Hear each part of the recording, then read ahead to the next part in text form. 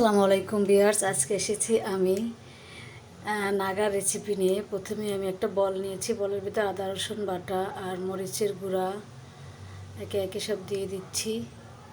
গরম মশলার গুঁড়া দিয়ে দিলাম, লবণ দিয়ে দিলাম। এখন সবগুলো মশলা দিয়ে এখন দিলাম সয়া সস, ফিশ সস আর হচ্ছে যাইয়া ম্যাগি সস, 3 পদের সস দিলাম। এখন দিয়ে দিলাম একটু খাবার সোডা আর দিলাম ভিনিগারটা দিয়ে এখন আমি একটু মাখাই নেব। মাখানোর পর আমি মাংসগুলো দিয়ে দিচ্ছি একে একে করে। আমি সবগুলো উইংস নিয়েছি আজকে। আমি 17 পিস উইংস নিয়ে আজকে নাগা করব। সবগুলো উইংস ভালো করে মাখাই নেব। ভালো করে মাখাই নিয়ে ঢাকনা দিয়ে ঢেকে রেখে দেবো রেস্টের জন্য 1 ঘন্টা। 1 ঘন্টা পর আমি এদিকে ময়দা নিয়ে নিচ্ছি একটা বাটির ভিতরে। ময়দা নিয়ে নিলাম, ভালো করে ঢেলে নিয়ে নিচ্ছি।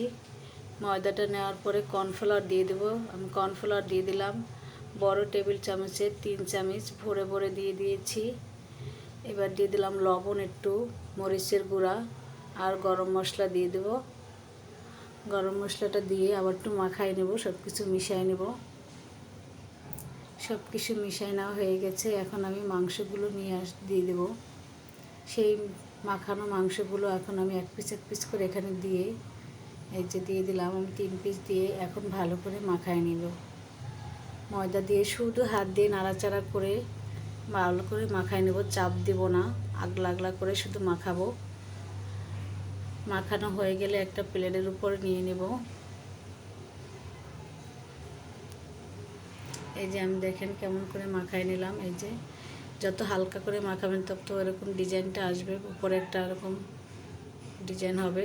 এখন ওদিকে কড়াইতে তেল দিয়ে দিলাম। তেলটা গরম হয়ে গেছে আমার। তেলের ভিতরে ছেড়ে দিলাম সেই মাংসগুলো, একটা একটা করে সবগুলো ছেড়ে দিয়েছি। এখন আমি মাংসগুলো ভেজে নিব। মাংসগুলো সবগুলো ভেজে নিচ্ছি। সবগুলো মাংস ভেজে নিয়েছি। এদিকে আমি সস তৈরি করব। নাগার জন্য যে সস লাগবে, প্রথমে টমেটো সস নিয়েছি একটা বাটির ভিতরে, সয়া সস দিলাম, ম্যাগি সস দিলাম, আর দিলাম ফিশ সস আর যে নাগা মরিচ, আর দিলাম এই যে সাদা গোলমরিচ, কালো গোলমরিচ আর একটু ভিনিগার। আর এখন দিয়েছি এই যে দেখেন মধু ফ্রিজে ছিল তাই জমাট বাঁধে গেছে, সেই মধুটাই দিয়ে দিলাম 2 চামচ। আর দিলাম চিনি পরিমাণ মতো, যে যেরকম মিষ্টি পছন্দ করেন ওই অনুযায়ী দিয়ে নেবেন। এখন আমি একটা কড়াই বসাই দিলাম। কড়াইতে আমি সরিষার তেল দিয়ে দিয়েছি। আর তার ভিতরে দিয়ে দেবো রসুন কুচি। রসুন কুচিটা আমি বাদামি কালার করে ভেজে নিব, যেরকম আমরা ডাল বাগার দিই সেরকম করে হালকা কালার করব।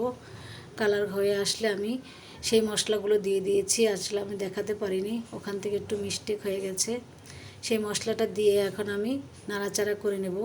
যে মশলাটা আগে বানায় রেখেছিলাম সসটা আর কি, সেই সসটা দিয়ে এখন ভালো করে নাড়াচাড়া করব। আমি একটু অরিগানো দিয়েছিলাম।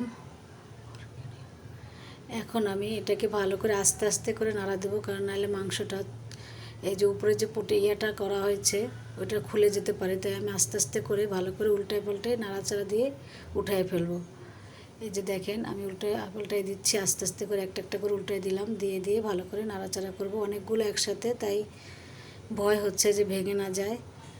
রেডি হয়ে গেছে। এখন আমি যে পরিবেশন করে দেখাচ্ছি। দেখেন আজকে আমরা রাইস রান্না করেছি, সেই রাইসের সাথে সবজি করেছি একটা চিকেন। এই যে চিকেন দিয়ে সবজি করেছি, আর নাগা করেছি, আর টিকা আর সালাদ। এই ছিল আজকের খাবার আমাদের দুপুরের।